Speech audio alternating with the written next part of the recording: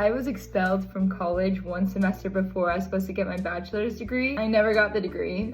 That's why I make cat videos now for a living. But I have honestly never told the story because I still am slightly traumatized from it. But yeah, I was expelled for dress and grooming standards. Your girl is a slut. There was a lot that happened, so I'm gonna tell the short and sweet version. To start out, I grew up Mormon, which if you don't know is a religion. I pretty much only had the choice of going to a Mormon college. I went to this school called BYU Hawaii and I loved it. I went there for 3 years because I lived in Hawaii, I wore swimsuits.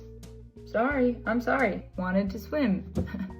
Sue me. And I would spend the summers in Hawaii too because I didn't have enough money to fly back home and it was hot. And so the devil herself, me, I would wear bikinis. When you go to a BYU, you sign a contract that says, I'm gonna live the rules of the church even off campus, even during the summers when you're not going to school. So because I was in my bikinis in the summer on the beach, there were a couple of photos taken of me. It's a very long story, but the school found the photos. How they decided that I was gonna be expelled is I was at a big long table with 12 different old white men and I was at the head of the table. Every single old white 60-year-old has a packet of papers, and guess what's on the papers? The pictures of me in a bikini. And then the freaking dean of the school, the British dean of the school, is on a plasma screen TV across from me and telling them, oh, if you flip to page 7 you'll see her cleavage is just slipping out. And they all turning their pages to page 7.